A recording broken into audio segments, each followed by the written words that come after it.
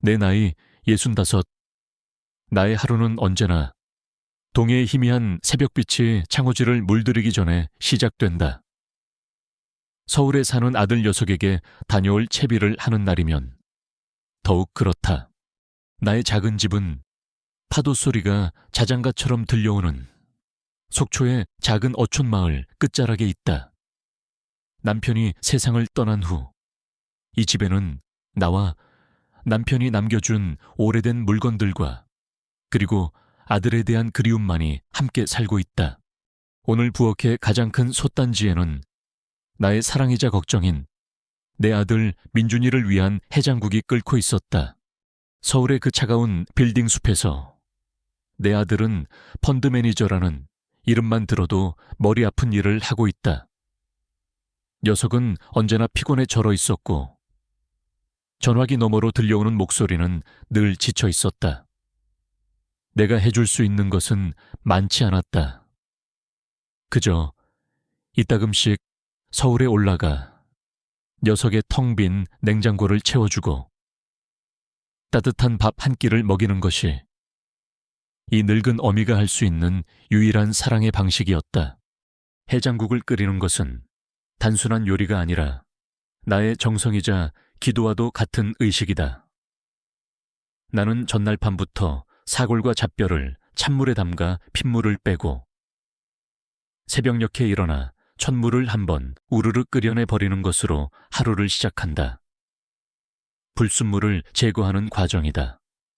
그리고 다시 깨끗한 물을 부어 몇 시간이고 푹 고아낸다.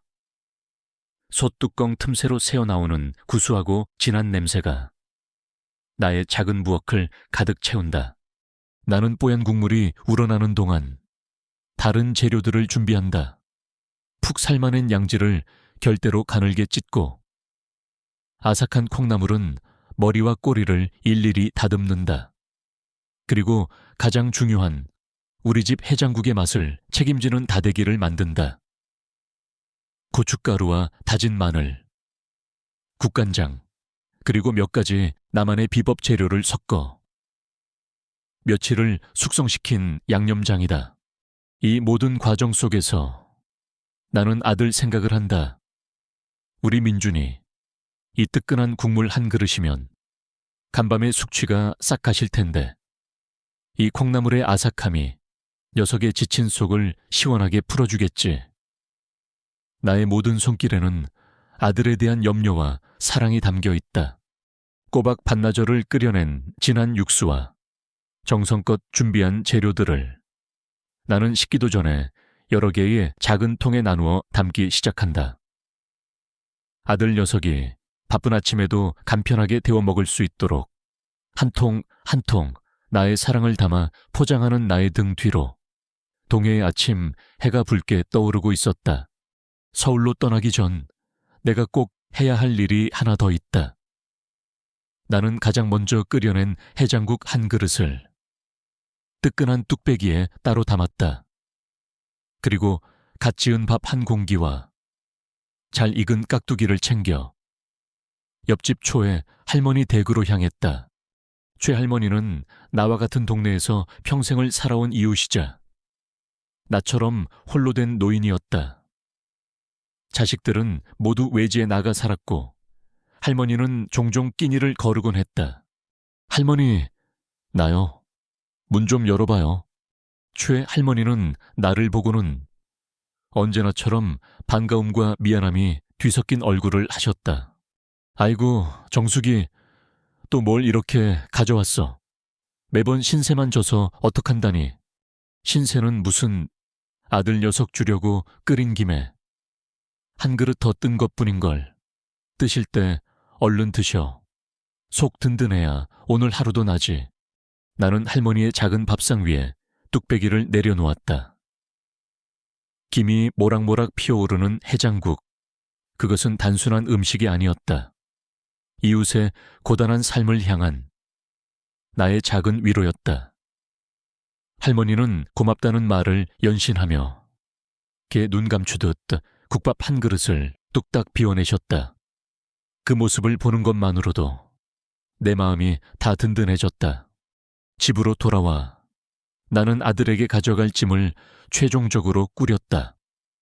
그리고 마지막으로 내 방의 낡은 경대 서랍을 열었다. 그 안에는 남편이 내게 남겨준 유일한 유품인 작은 오동나무 상자가 있었다. 손때가 묻어 반질반질해진 그 상자는 남편의 채취처럼 따뜻하고 다정한 나무 향을 품고 있었다. 나는 조심스럽게 상자를 열었다. 그 안에는 우리 집안 대대로 내려오는 해장국의 마지막 비밀이 담겨 있었다.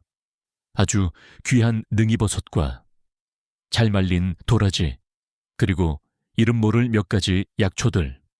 결혼 초 요리에 서툴렀던 내게 남편은 직접 해장국 끓이는 법을 가르쳐 주었다. 그의 집안은 대대로 이름난 포수 집안이었고 이 해장국은 사냥꾼들이 밤새 온몸을 녹이고 기운을 차리기 위해 먹던 비법이 담긴 음식이었다. 나는 남편의 목소리를 떠올렸다.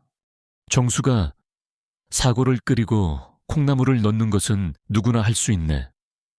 하지만 우리 집 해장국의 영혼은 바로 이놈들에게 있다네. 이 능이버섯은 산 전체의 깊은 맛을 국물에 더해주고 이 도라지는 사람의 막힌 속을 시원하게 뚫어주지. 가장 중요한 것은 이 약재들을 절대 미리 넣고 끓여서는 안 된다는 것이야. 반드시 손님상에 나가기 직전에 뜨거운 뚝배기에 몇 점만 넣어 향을 살려야 하네. 타이밍이 모든 것이야. 나는 그 약재들을 아주 조금만 떼어내 작은 약봉지에 따로 담았다. 이것이야말로 내 아들에게 전해주고 싶은 아버지의 사랑이자 우리 가족의 역사였다. 속초 시외버스 터미널로 향하는 나의 발걸음은 가벼웠다. 양손에는 아들을 향한 나의 사랑이 묵직하게 들려 있었지만 마음만은 하늘을 날아갈 것 같았다. 4시간만 가면 나는 내 아들을 볼 수 있다.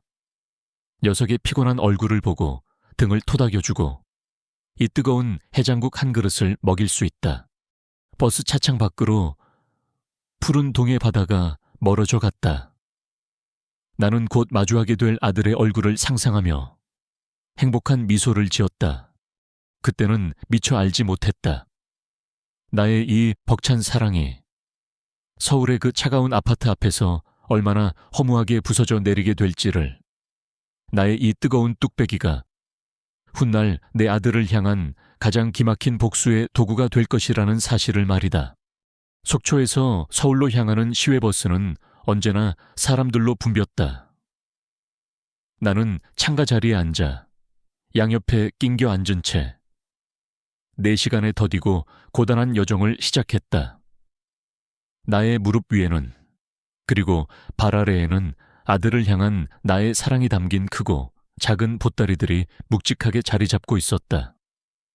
보따리 안에 으깬 마늘과 풋고추의 알싸한 향이 버스의 탁한 공기 속에서 희미하게 피어올랐다.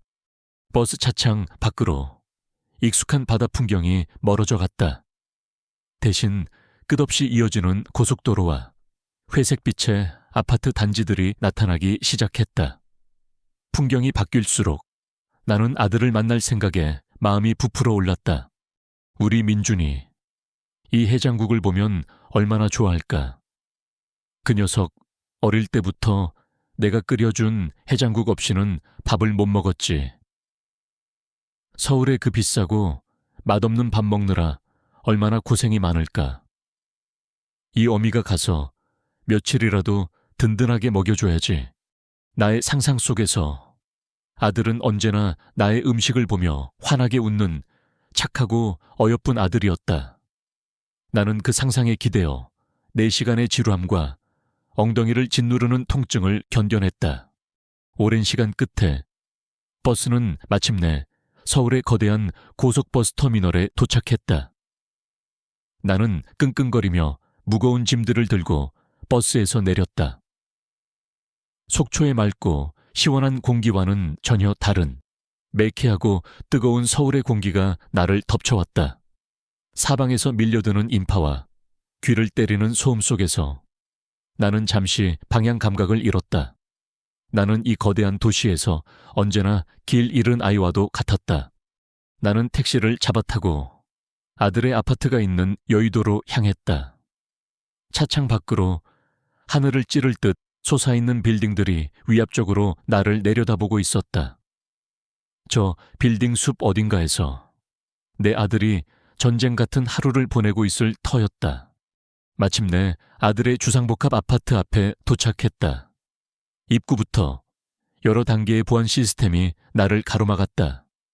나는 경비실에 인터폰을 걸어 3250-2로 아들 집에 온 엄입니다 라고 몇 번을 설명하고 나서야 겨우 로비로 들어설 수 있었다. 엘리베이터는 소리 없이 나를 35층으로 실어 올렸다. 나는 아들의 집 현관문 앞에 서서 초인종을 눌렀다. 딩동. 경쾌한 벨소리가 울렸지만 안에서는 아무런 대답도 없었다. 나는 다시 한번 길게 초인종을 눌렀다. 여전히 문은 열리지 않았다. 이상하다. 집에 아무도 없나. 나의 심장이 쿵 하고 내려앉기 시작했다. 처음에는 걱정이 앞섰다. 혹시 무슨 일이 생긴 건 아닐까? 나는 다급하게 휴대폰을 꺼내 아들의 번호를 눌렀다. 신호가 몇 번 가고 나서야 아들이 전화를 받았다. 그의 목소리 너머로 시끄러운 소음과 여러 사람들의 다급한 목소리가 함께 들려왔다. 여보세요? 민준아, 나다. 엄마, 나 지금 네 집 문 앞인데 안에 아무도 없는 게냐. 내 말에 아들의 목소리가 순간 멎었다. 그리고 이내 믿을 수 없다는 듯한 목소리가 들려왔다. 엄마 세상에. 오늘이었어요, 엄마. 정말 죄송해요. 제가 완전히 잊고 있었어요. 잊고 있었다니.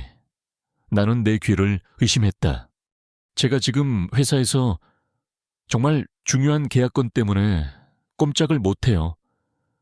이건 정말 회사 사활이 걸린 문제라서요. 정말 죄송해요. 엄마, 제가 정신이 없어서. 그의 목소리에는 미안함이 담겨 있었지만 그 미안함은 나를 향한 것이 아니라 자신의 실수를 자책하는 것에 가까웠다. 그는 내게 이야기하고 있는 것이 아니라 갑자기 닥친 문제를 처리하고 있었다. 엄마, 현관 비밀번호는 13918T예요. 일단 들어가서 좀 쉬고 계세요. 제가 일 끝나는 대로 바로 연락드릴게요. 저녁은 내일 같이 먹어요. 정말 죄송해요.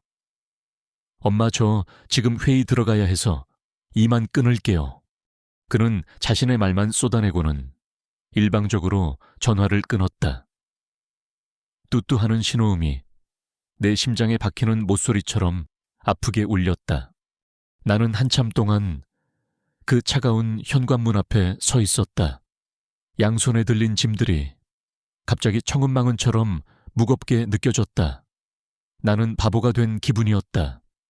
4시간을 걸려 이 무거운 짐들을 이고지고 왔는데 내 아들은 내가 오는 날짜조차 잊고 있었다. 나는 떨리는 손으로 비밀번호를 누르고 집 안으로 들어섰다. 집 안은 언제나처럼 모델하우스처럼 깔끔했지만 사람 사는 온기라고는 전혀 느껴지지 않았다.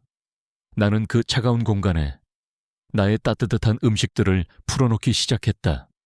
거대한 양문형 냉장고 문을 열자 그 안은 텅 비어 있었다. 배달 음식 용기 몇 개와 생수병 몇 개가 전부였다. 나는 그 텅 빈 공간을 내가 가져온 음식들로 하나씩 채워나갔다. 뜨끈한 해장국 육수가 담긴 통, 정성껏 찢어놓은 양지머리가 담긴 통, 아삭하게 다듬은 콩나물, 직접 만든 다대기 양념장, 그리고 아들이 좋아하는 몇 가지 밑반찬들. 내가 그릇들을 냉장고에 채워 넣을 때마다 나의 희망도 기대도 차갑게 식어갔다. 나의 사랑은 이제 이 거대한 냉장고 안에 갇힌 차가운 음식물에 불과했다.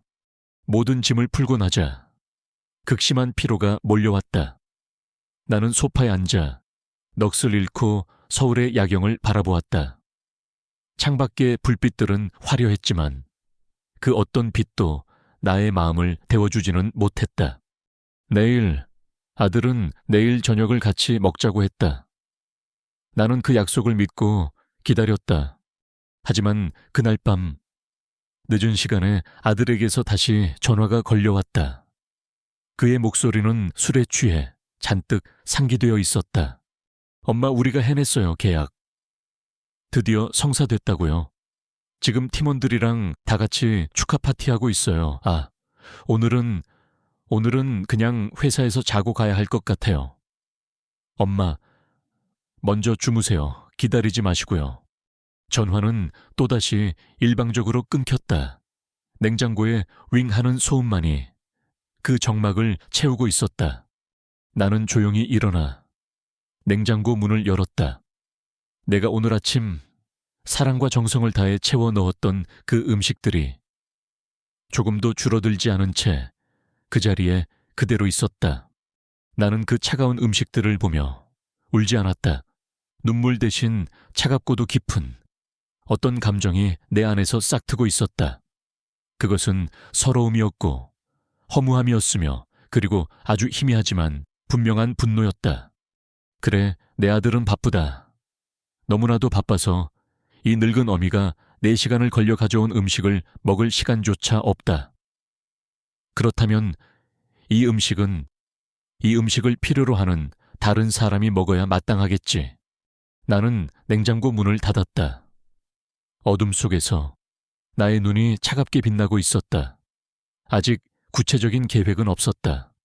하지만 나의 복수는 그렇게 나의 사랑이 완벽하게 무시당한 그 밤 조용히 시작되고 있었다.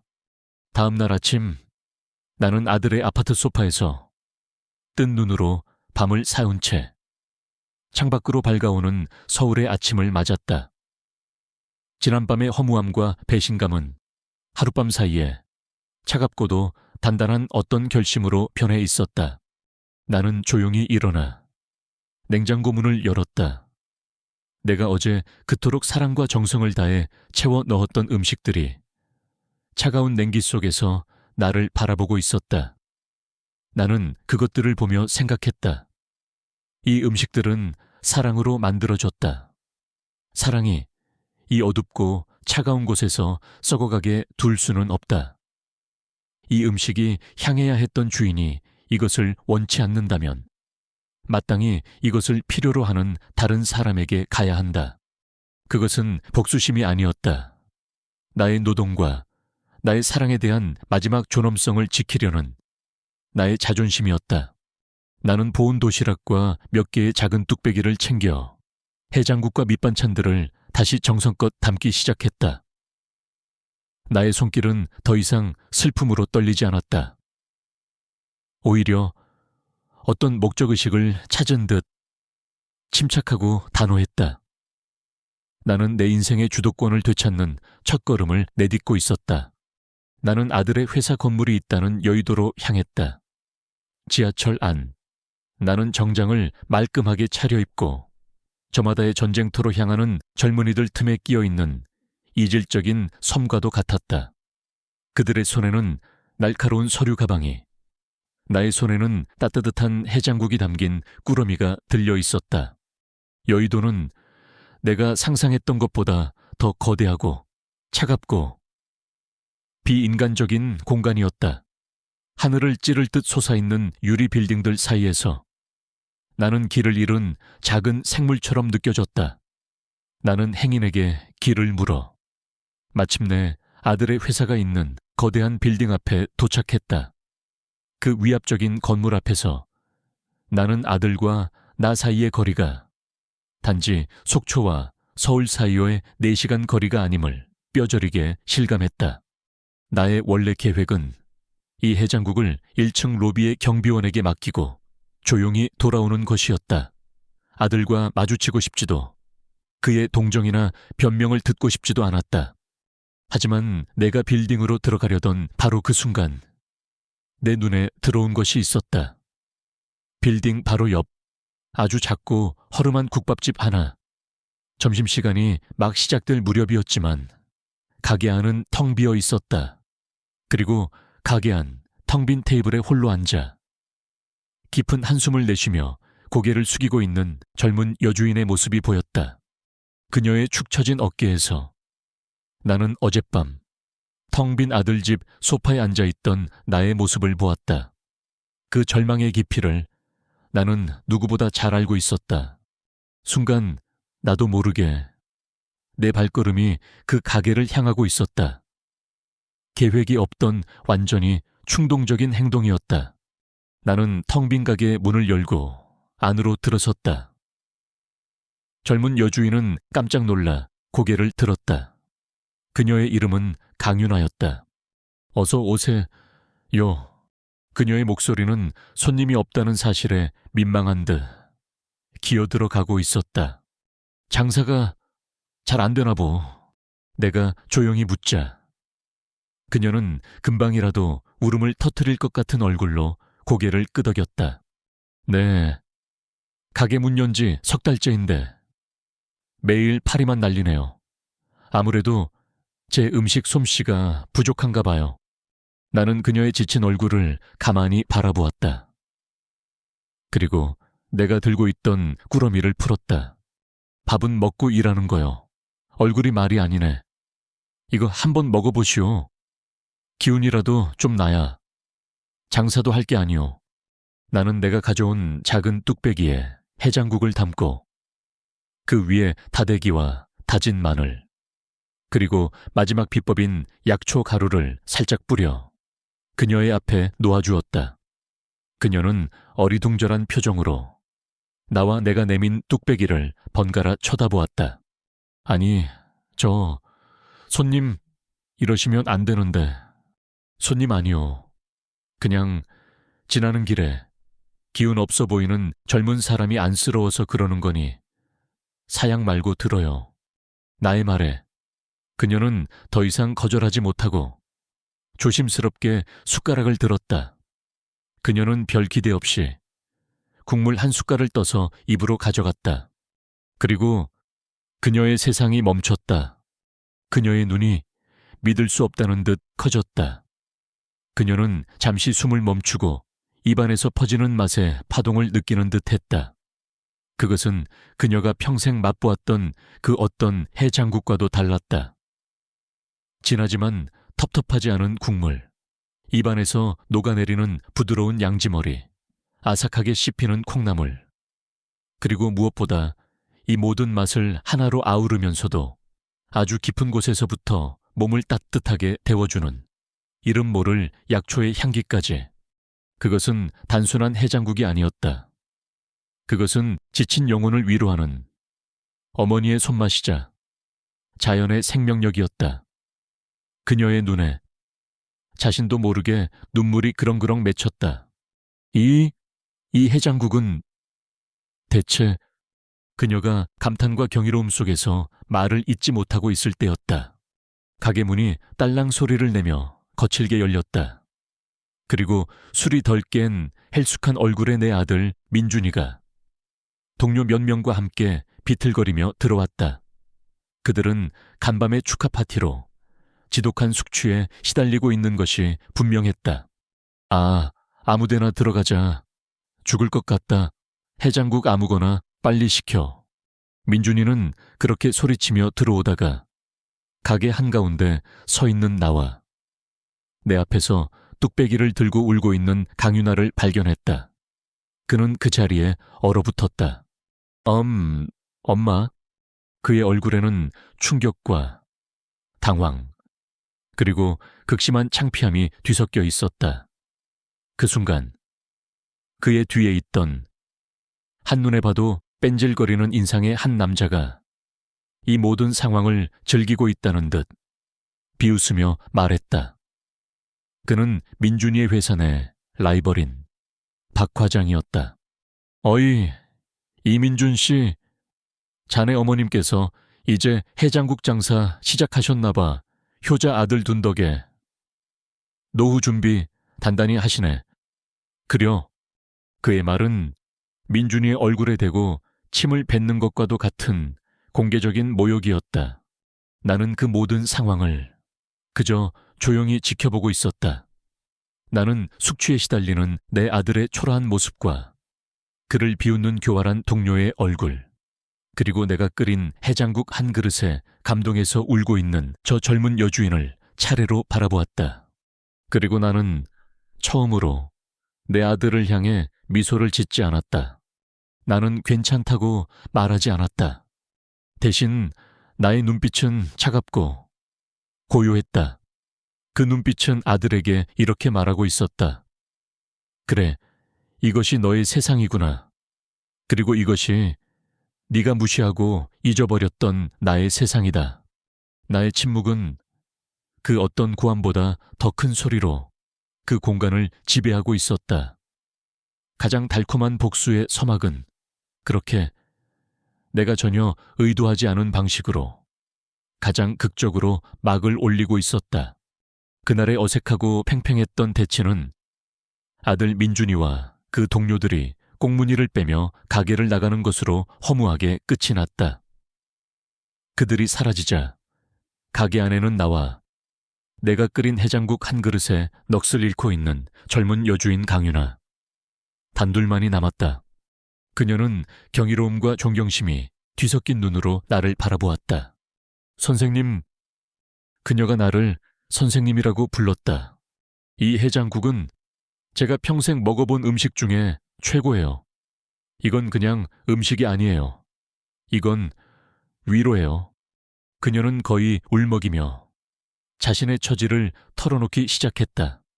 큰 꿈을 안고 대출까지 받아 이 여의도 한복판에 가게를 열었지만 비싼 임대료와 주변의 쟁쟁한 맛집들 사이에서 그녀의 작은 가게는 파리만 날리다 폐업 직전에 몰려있다는 것이었다. 선생님, 제발 저 좀 도와주세요. 그녀는 내 앞에 거의 무릎이라도 꿇을 기세로 애원했다. 단 일주일만이라도 좋습니다. 선생님의 이 해장국을 저희 가게에 특별 메뉴로 팔게 해주세요. 수익은 선생님께서 원하시는 만큼 다 가져가셔도 좋습니다. 제발요, 선생님의 이 해장국이라면 저희 가게를 살릴 수 있을지도 몰라요. 나는 그 젊은 주인의 간절한 눈빛을 보았다. 자신의 꿈이 무너져 내리는 것을 지켜봐야 하는 그 절망감을 나는 누구보다 잘 알고 있었다. 그리고 그녀는 내 아들과는 달리 내 음식의 가치를 한눈에 알아보았다. 나의 마음속에서 뜨거운 무언가가 차올랐다. 그것은 연민이기도 했고 오기이기도 했다. 그래, 내 아들이 무시한 이 음식의 가치를 세상은 어떻게 평가하는지 한번 시험해보자. 나는 그녀의 제안을 받아들였다. 하지만 한 가지 조건을 걸었다. 내가 음식을 만드는 동안 내 주방에는 그 누구도 들어와서는 안 돼요. 그리고 모든 것은 나의 방식대로 할 것이요. 그것은 내 아들에게서 독립하여 오롯이 나만의 세계를 구축하겠다는 나 자신의 선언과도 같았다. 나는 그날 밤 아들의 텅 빈 아파트로 돌아갔다. 그리고 나의 모든 짐을 쌌다. 내가 가져온 음식들은 물론 하나도 남김없이 다시 챙겼다. 나는 아들에게 짧은 문자 메시지 한 통을 남겼다. 당분간 볼 일이 있어 아는 사람 집에서 지내기로 했다. 나를 찾지 마라. 그리고 나는 그 차갑고 정없는 아파트를 미련 없이 떠나 강윤아의 가게 2층에 있는 작은 골방으로 나의 거처를 옮겼다.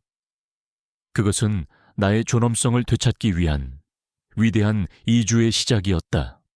다음 날 새벽부터 나와 강윤아의 전쟁 준비는 시작되었다. 나는 가장 먼저 그녀의 주방을 완전히 뒤엎었다. 작고 비좁은 공간이었지만 나는 그곳을 군대처럼 일사불란하게 정리했다. 모든 식기와 조리도구를 뜨거운 물에 삶아 소독했고 식재료들은 종류별로 구분해 가장 신선하게 보관할 수 있는 위치에 다시 배치했다. 강윤아는 나의 그 전문적인 모습에 입을 다물지 못했다. 우리는 함께 새벽 시장으로 향했다. 나는 그녀에게 좋은 사고를 고르는 법, 신선한 콩나물과 배추를 알아보는 법을 하나하나 가르쳐 주었다. 나는 그녀가 그동안 비용을 아끼기 위해 사용했던 값싼 수입 재료들을 모두 버리게 했다. 음식의 기본은 정직한 재료다. 사람의 몸에 들어가는 것을 만드는데 어찌 값싼 것으로 속이려 드느냐. 그날 밤 우리는 함께 밤을 새워가며 첫 번째 대량 육수를 끓였다. 우리는 솥단지 앞에서 서로의 인생에 대해 이야기했다. 부모님을 일찍 여의고 홀로 식당을 꾸려나가기 위해 고군분투했던 그녀의 이야기. 그리고 나는 처음으로 타인에게 나의 죽은 남편과 이 해장국에 얽힌 우리 가족의 이야기를 들려주었다. 우리는 하룻밤 사이에 단순한 동업자를 넘어 서로의 아픔을 이해하는 끈끈한 동지가 되어가고 있었다. 마침내 여의도 점심 전쟁의 첫날이 밝았다. 우리는 가게 앞에 내가 직접 쓴 소박하지만 힘있는 글씨체에 현수막을 내걸었다. 오늘의 특별 메뉴, 할머니의 비밀 해장국, 단 일주일 한정 판매. 첫 손님들은 어제 그 광경을 목격했던 호기심 반 의심 반의 직장인들이었다. 하지만 그들이 첫 숟갈을 뜨는 순간 가게 안의 공기는 완전히 달라졌다. 와, 뭐야. 이거 미쳤다, 이 집. 원래 이런 맛이었어. 대박인데 국물이 끝내줘요. 어제 마신 술이 다 내려가는 기분이야. 감탄사가 여기저기서 터져 나왔다.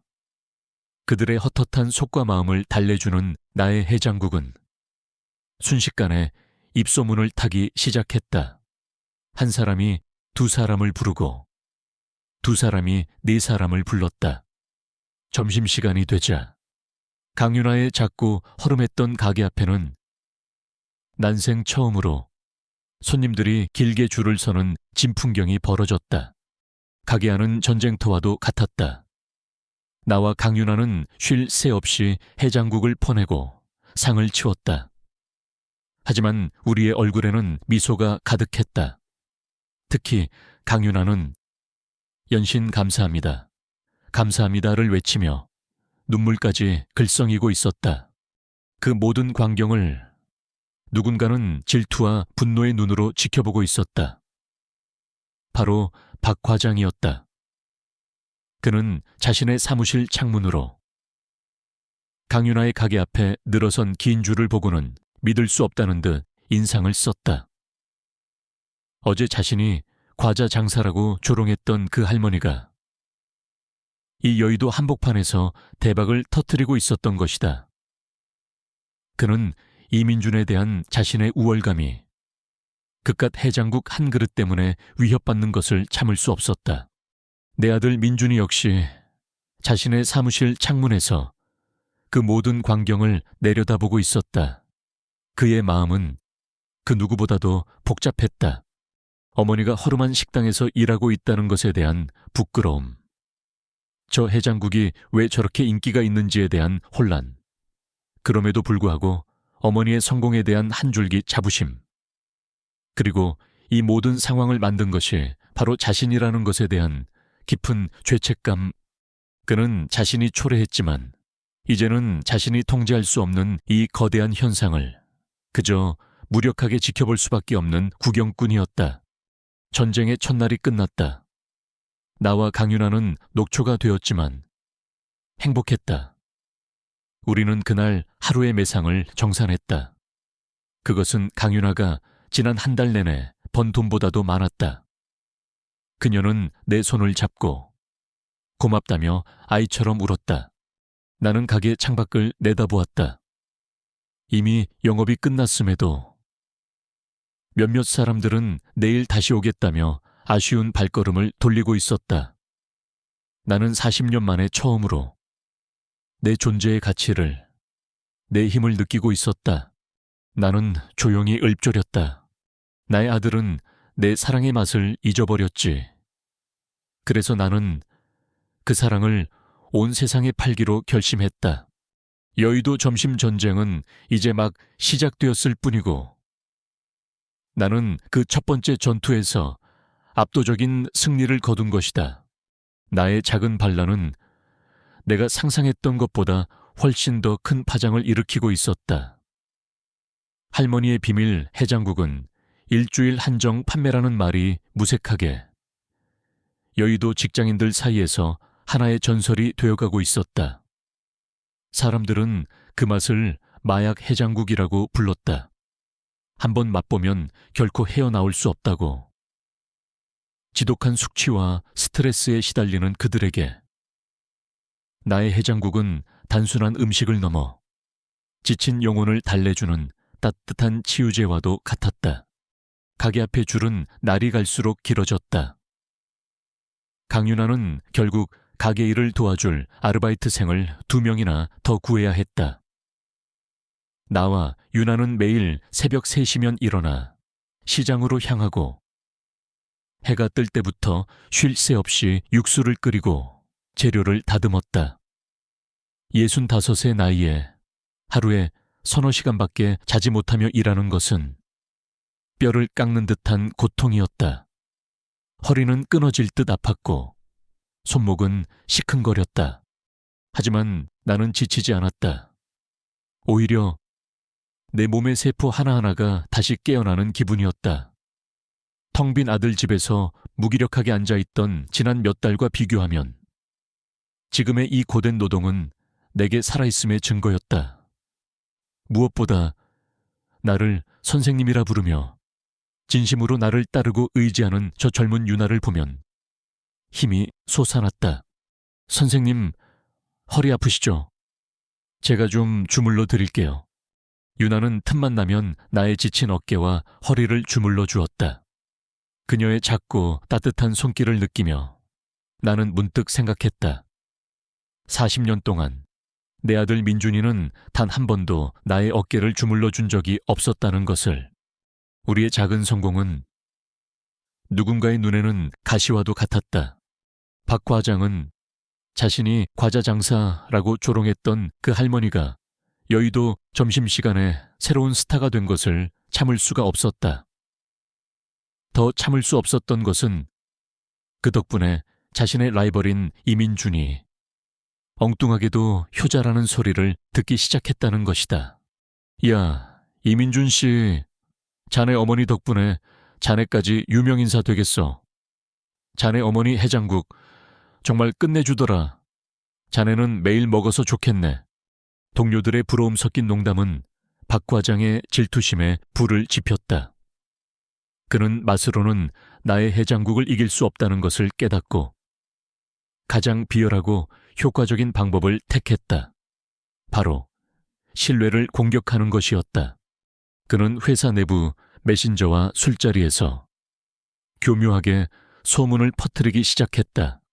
그 할머니네 해장국 뭔가 좀 이상하지 않아. 어떻게 그렇게 깊은 맛이 나지 아마. 미원을 한 트럭은 쏟아붓는 걸 거야. 다른 팀 김대리. 거기서 밥 먹고 배탈 났다던데 그 허름한 가게. 위생 상태가 괜찮을까 몰라. 하긴 시골 할머니가 뭘 알겠어. 그냥 더러운 주방에서 대충 끓여내는 거지.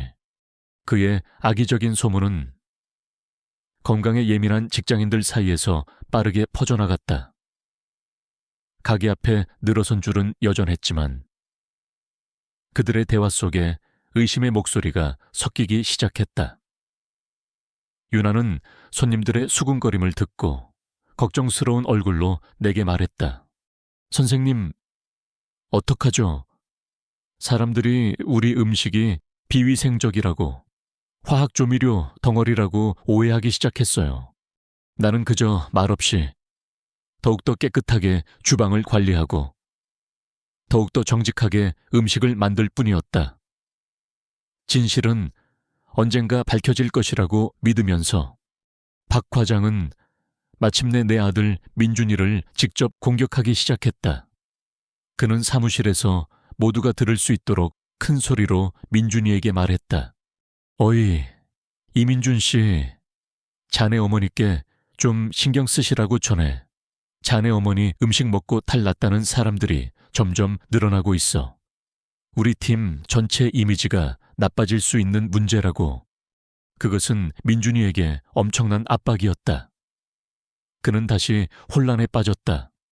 어머니에 대한 희미한 자부심과 박 과장에 대한 경쟁심, 그리고 어머니가 정말로 잘못하고 있는 것은 아닐까 하는 걱정. 그날 저녁 민준이는 결국 가게 문을 닫을 무렵 나를 찾아왔다. 그의 얼굴은 온갖 감정들이 뒤섞여 복잡하게 일그러져 있었다.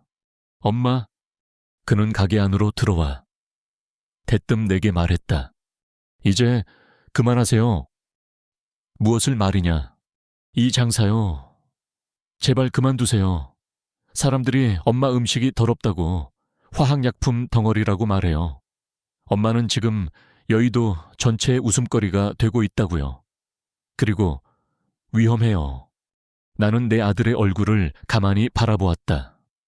그의 눈에는 내 대한 걱정보다는 이 상황을 빨리 벗어나고 싶은 조급함이 더 커 보였다. 나는 처음으로 내 아들을 향해 내 안의 분노를 드러내기로 결심했다. 나는 내 아들의 손을 잡고 가게의 작은 주방으로 이끌었다. 웃음거리라고. 나는 조용하지만 얼음장처럼 차가운 목소리로 말했다. 매일같이 몇 시간씩 줄을 서서 내 음식을 기다려주는 저 사람들이 웃음거리로 보이느냐. 그리고 화학약품, 너는 이 음식을 먹고 자랐다. 이 어미가 내 아들의 입에 독을 넣을 사람으로 보이느냐. 나는 반짝반짝 윤이 나도록 닦아놓은 조리대와 내가 매일 새벽 시장에서 직접 골라온 신선한 재료들을 가리켰다. 그리고 마지막으로 내가 집에서 가져온 남편의 유품인 그 작은 오동나무 상자를 열어 보여주었다. 상자 안에서 깊고 그윽한 약초의 향기가 피어올랐다. 이것이 내 해장국의 비밀이다. 이것은 내 아버지의 유산이자 우리 집안의 자존심이다. 그런데 네가 내 아비의 라이벌이었던 저 시시한 작자의 말만 믿고 이 어미를 그리고 나 아버지를 모욕해 나의 섯을 퍼런 위험 앞에서 민준이는 아무 말도 하지 못했다. 그는 깨끗한 주방과 신선한 재료들 그리고 난생 처음 보는 아버지의 유품 앞에서 자신이 얼마나 어리석었는지를 깨닫고 있었다. 그는 고개를 숙였다. 죄송해요. 어머니, 그는 작은 목소리로 사과하고는 도망치듯 가게를 빠져나갔다. 나는 그의 뒷모습을 보며 그가 이제 선택의 기로에 섰다는 것을 직감했다. 더 이상 방관자로 머물 수 없다는 것을. 그날 밤 민준이는 자신의 사무실에서 잠을 이루지 못하고 있었다. 그는 창밖으로 늦은 시간까지 불이 꺼지지 않는 우리 가게의 작은 주방을 내려다보았다. 그는 그 작은 불빛 속에서 다음 날의 전쟁을 위해 묵묵히 솥을 젓고 있을 어머니의 모습을 상상했다. 그의 마음속에서 이전에는 한 번도 느껴보지 못했던 낯선 감정이 싹트고 있었다. 그것은 어머니를 지켜야 한다는 아들로서의 원초적인 책임감이었다. 그리고 며칠 후 박 과장의 비열한 공격은 마침내 최악의 형태로 터져나왔다. 그리고 그것은 역설적이게도 내 아들에게 자신의 역할을 선택할 마지막 기회를 주게 될 터였다. 여의도 점심 전쟁은 걷잡을 수 없이 커져가고 있었다. 이제 사람들은 우리 가게를 그저 해장국 맛집이라고 부르지 않았다. 그들은 할머니의 비밀 해장국을 먹기 위해 점심시간 한참 전부터 기꺼이 줄을 섰다. 그들에게 그것은 단순한 한 끼 식사가 아니라 지친 하루를 버텨낼 힘을 얻는 일종의 의식과도 같았다. 그리고 마침내 우리의 작은 가게에 대한민국에서 가장 유명한 혀를 가진 남자가 찾아온다는 소식이 들려왔다. 바로 인기 음식 프로그램 마선생의 국민식탁의 진행자 마석호 평론가였다. 그는 예고 없이 맛집을 찾아가 꾸밈없는 라이브 방송으로 식당을 평가하는 것으로 유명했다. 그의 칭찬 한마디는 무명의 식당을 전국구 스타로 만들었고 그의 비판 한마디는 잘나가던 식당도 문을 닫게 만들었다. 선생님, 마선생님이 오늘 점심시간에 우리 가게에서 라이브 방송을 하신대요. 강윤아는 거의 울상이 되어 내게 달려왔다. 그것은 하늘이 내린 기회이자 동시에 모든 것을 잃을 수도 있는 위험한 시험대였다. 괜찮다. 윤아야, 나는 폭풍의 눈처럼 고요했다.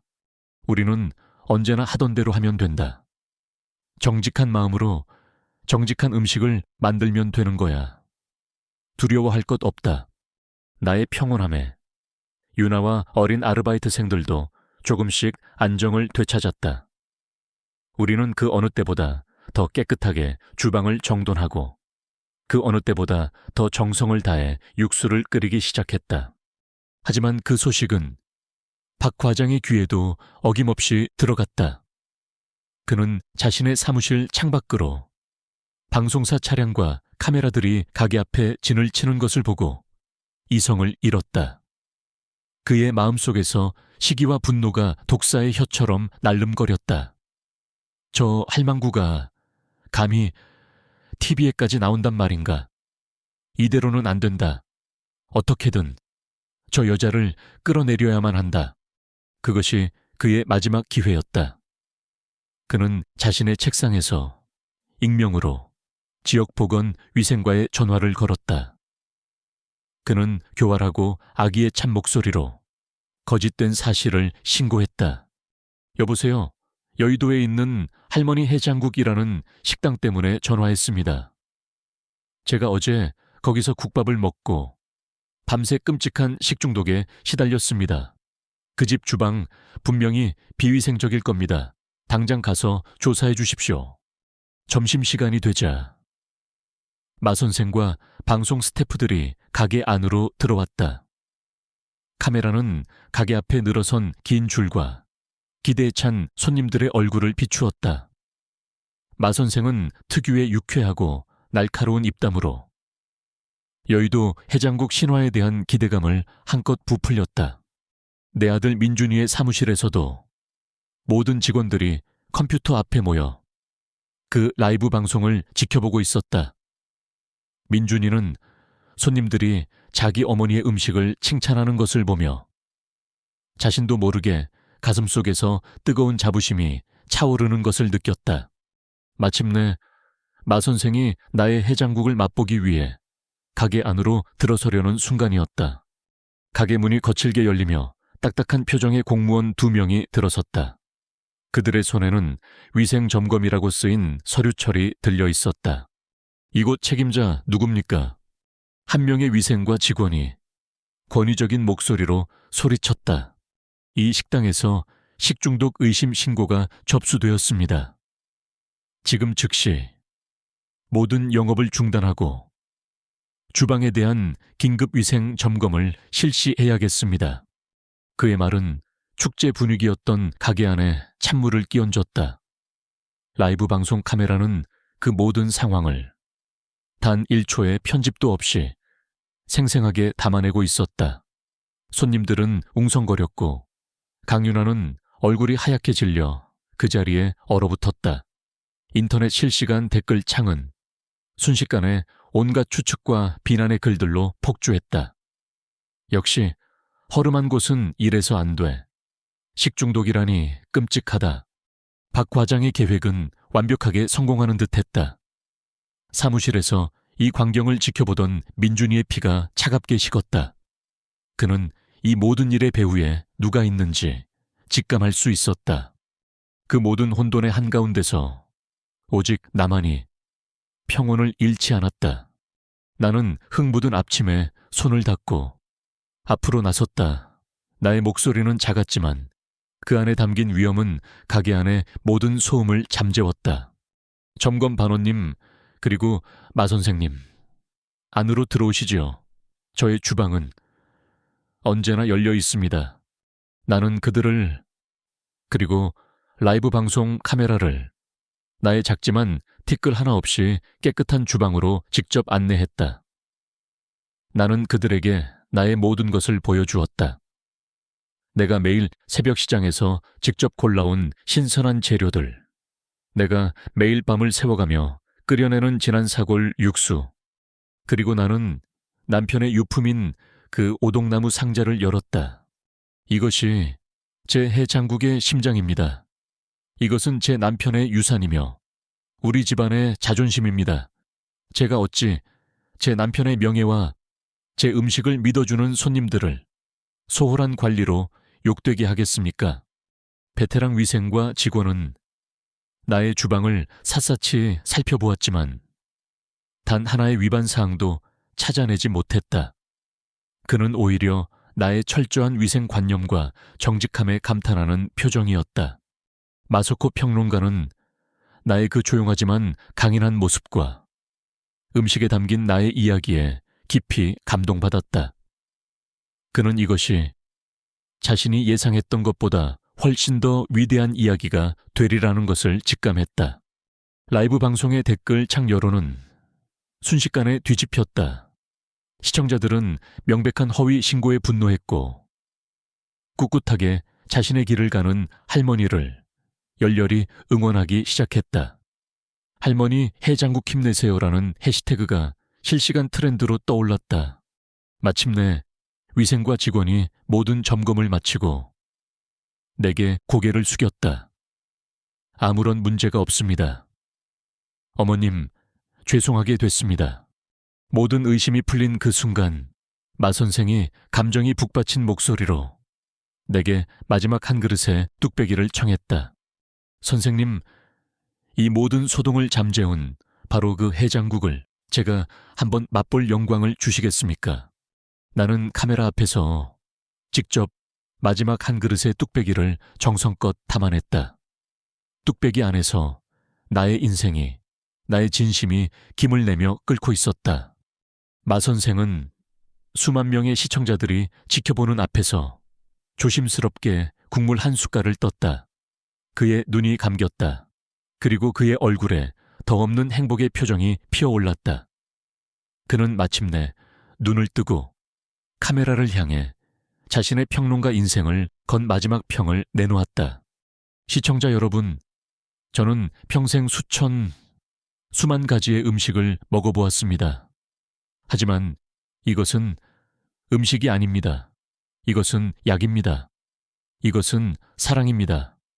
이것은 이 나라에 지친 모든 아버지들과 아들들을 위로하고 치유할 수 있는 영혼의 국밥입니다. 사무실에서 민준이는 어머니의 그 완벽한 승리를 지켜보고 있었다. 그는 어머니를 향한 대중의 열광적인 사랑과 허위 신고자를 비난하는 댓글들을 보았다. 그는 창백하게 질려 땀을 흘리고 있는 박 과장을 쳐다보았다. 그 순간 민준이는 자신의 선택을 내렸다. 그는 자리에서 일어나 모든 팀원들이 보는 앞에서 박 과장의 책상으로 걸어갔다. 그리고 차갑고 단호한 목소리로 말했다. 부끄러운 줄 아십시오. 그는 몸을 돌려 사무실을 나갔다. 그리고는 더 이상 구경꾼이 아니라 한 사람의 아들로서 어머니가 계신 그 작은 가게를 향해 걸어갔다. 나는 그 모든 폭풍우를 이겨내고 솥단지 앞에서 묵묵히 국자를 들고 있었다. 그리고 그때 가게 문이 열리며 이전과는 전혀 다른 결의에 찬 자랑스러운 표정의 내 아들 민준이가 들어서는 것을 보았다. 마지막 전투는 끝났다. 그리고 나는 나의 아들을 되찾았다. 마 선생의 라이브 방송이 끝난 직후 나의 작고 허름했던 국밥집은 거대한 폭풍의 눈이 되었다. 방송을 보고 몰려든 기자들과 가게의 사정을 듣고 응원하기 위해 찾아온 손님들로 여의도의 작은 골목은 마비 상태가 되었다. 그 모든 혼돈의 한가운데 가게 문을 열고 들어선 아들 민준이는 나를 보자마자 수많은 카메라와 사람들 앞에서 깊이, 아주 깊이 고개를 숙였다. 어머니, 제가 잘못했습니다. 그날 아들과 어머니의 극적인 재회는 국민해장국 아들의 눈물을 닦아주다와 같은 제목으로 저녁 뉴스 시간을 장식했다. 나의 작은 복수는 내가 예상했던 것보다 훨씬 더 큰 파장을 일으켰다. 박 과장의 악의적인 허위 신고는 마 선생의 라이브 방송을 통해 전 국민에게 알려졌다. 그의 비열한 행동에 대한 대중의 분노는 들불처럼 번져나갔다. 그의 회사 역시 기업 이미지를 실추시킨 그의 행동을 더 이상 묵과할 수 없었다. 회사 자체 조사위원회가 열렸고 내 아들 민준이는 그 자리에서 박 과장이 그동안 자신을 어떻게 괴롭혀왔는지, 그리고 이번 사건이 단순한 실수가 아니라 명백한 악의에서 비롯되었음을 증언했다. 결국 박 과장은 회사에서 불명예스럽게 해고되었다. 경쟁이 치열한 이 여의도 금융계서, 그의 경력은 그렇게 끝이 났다. 그는 자신의 시기심과 질투심이라는 작은 돌멩이에 스스로 걸려 넘어진 것이다. 나의 해장국은 이제 단순한 음식이 아니었다. 그것은 정직과 진심의 승리라는 상징이 되었다. 사람들은 맛을 보기 위해 줄을 서기도 했지만 그보다는 한 할머니의 꺾이지 않는 자존심을 응원하기 위해 기꺼이 내 가게를 찾아주었다. 가게는 매일같이 문을 열자마자 재료가 동이 나 점심시간이 되기도 전에 문을 닫아야 하는 날이 부지기수였다. 강윤아는 이 모든 성공 앞에서 기쁨과 함께 두려움을 느끼고 있었다. 어느 날 밤, 가게 정리를 마친 후 그녀는 내게 조심스럽게 봉투 하나를 내밀었다. 선생님, 이건 선생님의 가게입니다. 저는 그저 선생님의 위대한 레시피에 숟가락 하나 얹었을 뿐입니다. 저는 이 가게를 맡을 자격이 없습니다. 이 가게를 선생님께 드리겠습니다. 나는 그녀의 손을 가만히 잡았다. 윤아야, 무슨 그런 섭섭한 소리를 하니? 네가 아니었다면 나는 내 해장국을 세상에 선보일 용기조차 내지 못했을 게다. 너의 간절함이 나의 잠자던 용기를 깨운 거야. 이건 내 가게도 아니다. 이건 우리의 가게다. 나는 그녀에게 동업을 제안했다. 나는 음식을 책임지고 그녀는 경영을 책임지는 완벽한 파트너가 되자고. 그녀는 내 제안에 또다시 아이처럼 눈물을 흘렸다. 우리는 우리의 새로운 시작을 위해 가게를 잠시 닫고 대대적인 리모델링에 들어갔다. 우리는 더 이상 여의도의 흔한 국밥집이 되기를 원치 않았다. 우리는 이곳을 사람들의 지친 몸과 마음을 치유하는 따뜻한 안식처로 만들고 싶었다. 그 모든 과정에 내 아들 민준이가 함께했다. 아들은 자신의 금융 지식을 총동원해 우리의 리모델링 예산을 관리하고 가장 효율적인 사업 계획을 세우는 것을 도왔다. 그는 결코 나서거나 우리를 가르치려 들지 않았다. 그는 그저 자신의 재능을 이용해 어머니의 꿈을 묵묵히 지원하는 든든한 조력자가 되어주었다. 나는 아들의 그런 모습을 보며 우리가 비로소 진짜 가족이 되어가고 있음을 느꼈다. 나는 나의 첫 번째 큰 수익금으로 가장 먼저 내 고향 속초를 위한 일을 했다.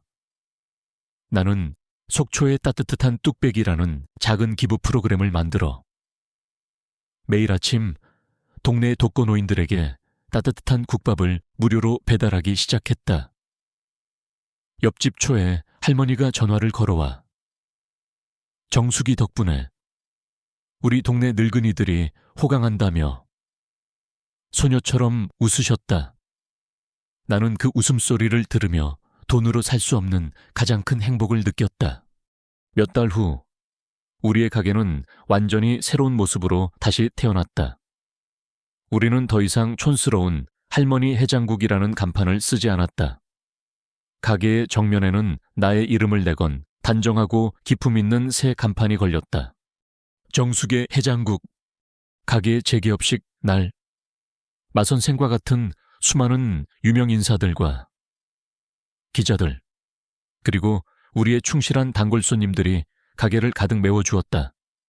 나는 내가 직접 디자인한 고운 옥색 한복을 차려입고 가게의 주인으로서 손님들을 맞았다. 내 얼굴에는 이제 그 어떤 슬픔도 감추어져 있지 않은 온전하고 평화로운 미소가 가득했다. 그날 밤 모든 손님들이 돌아가고 가게에는 나와 민준이 단둘만이 남았다. 아들은 묵묵히 뒷정리를 돕고 있었다. 그 넓은 등을 바라보며 나는 내 아들이 참으로 많이 변했다고 생각했다. 모든 정리가 끝났을 때 아들이 내 앞에 와서 조용히 고개를 숙였다. 그것은 그가 내게 하는 진짜 첫 번째 사과였다. 어머니, 죄송합니다. 저는 어머니가 오시기로 한 날을 잊어버렸던 것, 어머니를 부끄러워했던 것, 그 모든 것에 대해 죄송합니다. 하지만 정말로 죄송한 것은 따로 있습니다. 그는 고개를 들어 나를 바라보았다. 그의 눈에는 깊은 후회가 담겨 있었다. 저는 평생 돈과 성공이라는 숫자들만 쫓아왔습니다. 수백억짜리 계약을 성사시키고 최고의 실적을 올리는 것이 제 인생의 가장 큰 가치라고 믿었습니다. 하지만 저는 단 한 번도 제게 가장 소중한 자산이 무엇인지를 깨닫지 못했습니다. 그는 목이 메는 듯 잠시 말을 멈췄다. 그것은 어머니의 사랑이었습니다.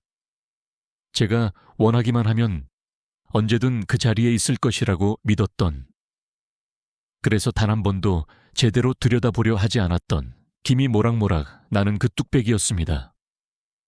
저는 어머니를 너무나도 당연하게 여겼습니다. 정말 죄송합니다. 나는 그의 진심 어린 사과를 가만히 듣고 있었다. 어미의 사랑은 네가 성사시켜야 하는 계약이 아니란다. 민준아, 그것은 그저 늘 그 자리에서 끓고 있는 육수와도 같은 것이야. 때로는 네가 잊어버리고 외면할지라도 그것은 결코 사라지지 않는단다. 네가 마침내 그 맛을 보기 위해 집으로 돌아와 주어서 나는 그저 기쁠 뿐이다. 아들이 내게 물었다. 이제 제가 뭘 하면 될까요? 어머니, 제가 어떻게 도와드리면 될까요? 나는 내 아들을, 그리고 내 이름이 자랑스럽게 걸려있는 저 새로운 간판을 바라보았다. 그리고 환하게 웃었다. 나의 가게도, 나의 위엄도, 그리고 나의 아들도 되찾았다. 하지만 이제 모든 것은 새로운 관계 위에서 다시 시작될 것이다.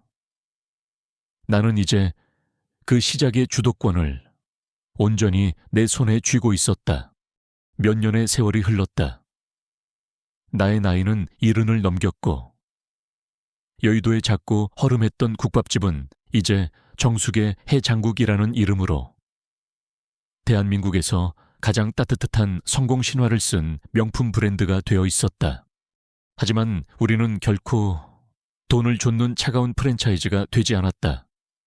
정숙의 해장국의 모든 분점은 내가 직접 나의 철학을 전수한 젊은 요리사들이 운영했다. 그들 중에는 한때 갈 곳 없던 청년도 있었고 사업에 실패해 좌절했던 가장도 있었다. 나와 강윤아는 그들에게 단지 요리법만이 아니라 음식을 통해 사람을 위로하고 정직함을 통해 신뢰를 얻는 법을 가르쳤다. 각각의 가게는 나의 분신처럼 그 지역에 지친 사람들을 위한 따뜻한 안식처가 되어주었다. 그리고 그 모든 사업을 총괄하는 사람은 바로 내 아들 이민준이었다. 아들은 그 사건 이후 여의도의 치열한 금융계를 미련 없이 떠났다. 그는 이제 정숙의 해장국이라는 사회적 기업의 대표로서 나의 철학이 변질되지 않도록 지키고 우리의 수익이 더 좋은 세상을 만드는 데 쓰이도록 관리하는 역할을 맡고 있었다. 스트레스에 찌들어 있던 과거의 날카로운 모습은 온데간데 없고 그의 얼굴에는 언제나 온화하고 자신감 넘치는 미소가 가득했다. 그는 돈을 좇는 삶보다 사람을 살리는 삶 속에서 비로소 진정한 행복을 찾은 것이다. 하지만 나의 진짜 마지막 꿈은 서울의 화려함이 아닌 나의 고향 속초에 있었다. 나는 내 전 재산을 털어 속초의 바닷가에 아주 큰 나눔의 집을 지었다. 바로 속초의 따뜻한 뚝배기 센터였다. 그곳은 동네의 독거노인들과 결식아동들에게 매일 따뜻하고 영양가 있는 식사를 무료로 제공하는 거대한 커뮤니티 키친이었다. 오늘도 나의 주방에서는 수백 인분의 해장국이 맛있게 끓고 있었다. 할머니, 저 왔어요. 익숙한 목소리에 고개를 돌리자 손주 녀석들이 밝게 웃으며 내 품에 안겼다. 그 뒤로 아들 민준이와 새로 가정을 꾸린 마음씨 고운 며느리가 흐뭇한 표정으로 서 있었다. 아들은 이제 주말마다 자신의 가족들을 데리고 이곳에 와서 봉사활동을 하는 것으로 시간을 보냈다. 어서 오너라. 내 강아지들, 오늘 할머니 좀 도와줘야겠다. 나는 손주들의 작은 손에 작은 앞치마를 둘러주었다. 아이들은 신이 나서 어르신들에게 드릴 깍두기를 접시에 담고 수저를 놓는 일을 도왔다.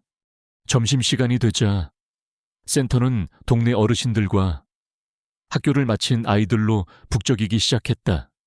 한때는 외롭게 혼자 밥을 먹던 그들이 이제는 이곳에 모여 서로의 안부를 묻고 함께 웃고 떠들며 식사를 했다.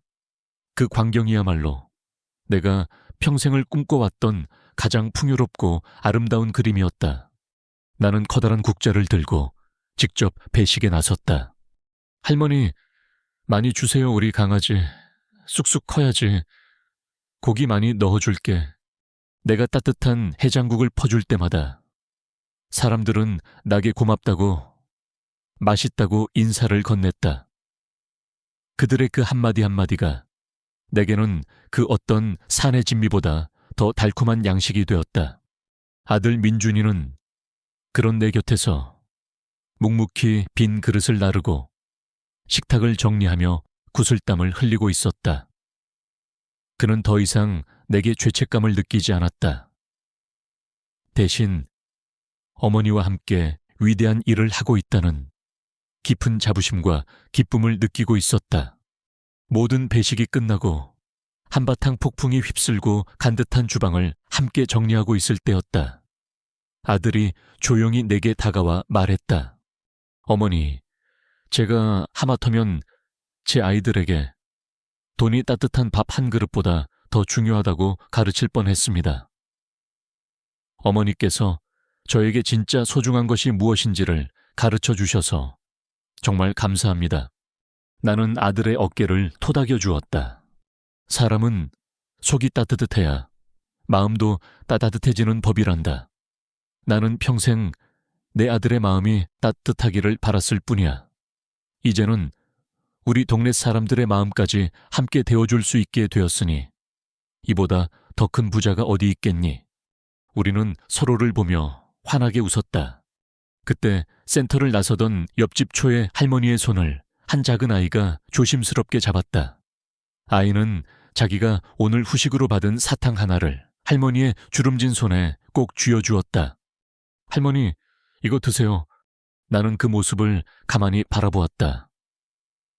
내가 무심코 시작했던 작은 친절이 내가 없는 곳에서도 이렇게 다음 세대와 또 다른 세대로 따뜻하게 이어지고 있었다. 나의 복수는 그렇게 미움과 분노가 아닌 사랑과 나눔이라는 가장 완벽한 형태로 완성되고 있었다.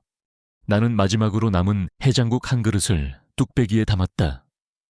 김이 모락모락 피어오르는 그 너머로 사랑하는 내 아들과 손주들, 그리고 나의 이웃들의 행복한 얼굴이 보였다.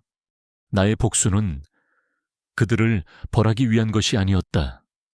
오히려 그들을 포함한 모든 사람들을 나의 이 따뜻한 세상 안으로 초대하기 위한 길고도 행복한 과정이었다. 나는 내 인생의 그 어떤 순간보다도 지금 가장 충만하고 가장 행복했다. 오늘 제 이야기가 당신의 마음에 작은 위로가 되었기를 바랍니다. 여러분의 삶에도 혹독한 겨울이 찾아왔나요? 괜찮습니다. 모든 겨울의 끝에는 반드시 봄이 찾아오기 마련이니까요. 당신의 매화는 어떤 모습으로 피어날까요? 이야기가 마음에 드셨다면 구독과 좋아요를 눌러주세요. 여러분의 따뜻한 응원이 저에게는 가장 큰 힘이 됩니다. 다음에는 더욱 재미있고 감동적인 이야기로 찾아뵙겠습니다. 감사합니다.